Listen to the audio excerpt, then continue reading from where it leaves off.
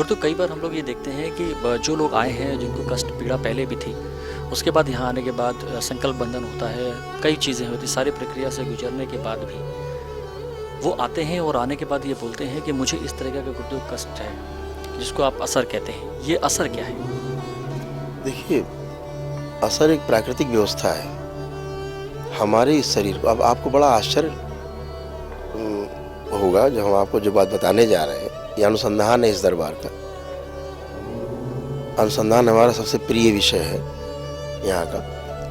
एक अद्भुत बात मैं देखता हूँ कि जितने भी मुझे व्यक्ति दिखते हैं, इन व्यक्तियों को प्रेत ही चलाते हैं। मैक्सिमम एनर्जी, ये व्यवस्था दिखती है मुझको, सब में व्यवस्था दिख रही है। ये व्यवस्था है। मैं जब ये देखता हूँ कि सबसे पहले प्रेत एग्रेसिव होता है। जो बाहरी एलिमेंट्स होते हैं एग्रेसिव होते हैं, थोड़ा बॉडी चलाते हैं। जब हम लोग प्रक्रिया से गुजारते हैं यहाँ पे व्यक्ति को, कष्ट में आए व्यक्ति को, तो सबसे पहले जाने वाले प्रेत होते हैं, उसके बाद जाने वाले पूर्वज होते हैं। तो ये एनर्जी है जिससे आप चल रहे थे। आप देखें, जब प्रेत चले जाते हैं तो आदमी डल हो जाता है। उसके जब पूर्वज प्रकट होते हैं तो एकदम डलनेस आ जाती है। बहुत तो लोग 100 किलो के हैं, वो 60 किलो के हो जाते हैं 2 महीने में। 40 किलो वजन घट जाता है। बहुत लोग हैं, गंदगी छट जाती है। तो ये जो मैं देखता हूँ कि प्रेत गए, पूर्वज गए, अब आदमी चलेगा कैसे? पूर्वज चले गए। इसीलिए 7 हवन के बाद जब पहली अमावस्या करते हैं तो एक पूर्वज छोड़ा जाता है, ताकि वो एक पूर्वज आपकी एनर्जी को बैलेंस कर सके। आपको ये अनुभव आप करें यहाँ बैठ के, तमाम वीडियोज भी हैं। अगर मैं उस अंतिम पूर्वज को भी साथ में निकाल दूँ, वो व्यक्ति अपनी पलक भी नहीं खोल सकता, उठना बैठना तो दूर की बात है, उसकी मृत्यु भी हो सकती है अगर सारे पूर्वज एक साथ निकाल दें। किसी व्यक्ति को मारना हो जान से, बहुत सिंपल है। आप उसके पूरे पूर्वज प्रेत सब निकाल दीजिए, मर जाएगा आदमी। थोड़ा बहुत असर उसको जिंदा रखता, असर भी निकाल दीजिए, बिल्कुल ही मर जाएगा। और दुनिया के कोई डॉक्टर, कोई पीएम रिपोर्ट नहीं बता पाएगी कि साहब हमारा कैसे व्यक्ति। तमाम अनुभव, तमाम वीडियोस पढ़े चैनल पे, देख लीजिए आप। लोगों के अनुभव है, मेरे अनुभव है। तो मैं ये देखता हूँ कि एक व्यवस्था है। तो जब जितना व्यक्ति ओझा, मौलवी, तांत्रिक, दिए दरबार, वो पूजा और वो पाठ उसने किया है, तमाम दुनिया भर का प्रेत पूजा की है, उतने ही ज्यादा उसके यहाँ बाहर से गंदगी इकट्ठी हुई है प्रेतों के रूप में। और जब इस दरबार में आते हैं, उनका संहार होता है। जब जैसे कोई व्यक्ति मर गया तो लाश पड़ी हुई है, सड़ रही है, ऐसे। तो जब ये जाते हैं तो इनकी गंदगी छूट जाती है विचारों की। वो ब्रेन में, मेदस में विचारों की गंदगी छूटती है। वो जो गंदगी छूट जाती है, वो बाद में ऐसा है कुछ नहीं, अभी कोई इधर से गया, कोई इधर से निकला, ऐसे वो चलता रहता है दिमाग में।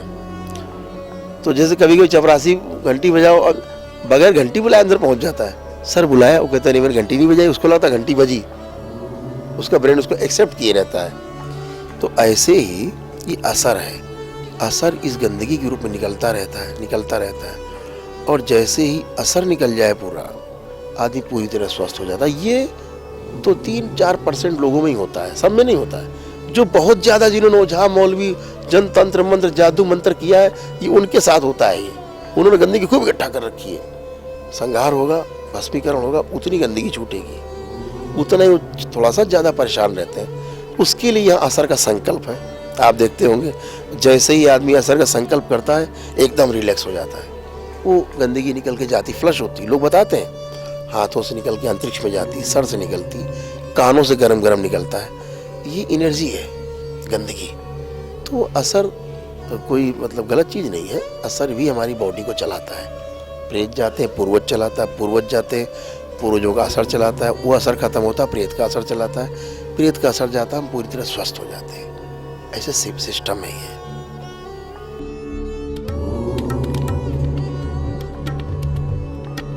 हृदय के पास बीच वक्षस्थल में आ रखते और आंखें बंद करके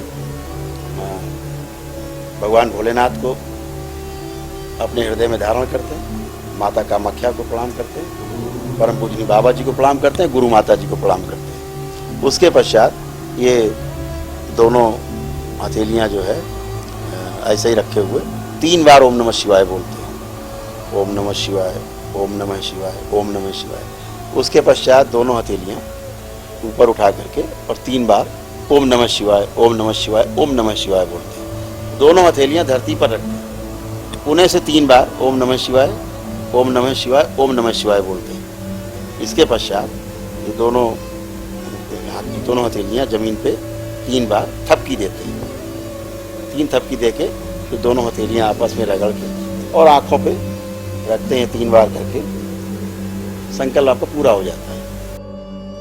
आपका कोई सवाल हो जो आप गुरुजी से जानना चाहते हैं या कोई जानकारी चाहते हैं तो कृपया इस नंबर पर व्हाट्सएप करें।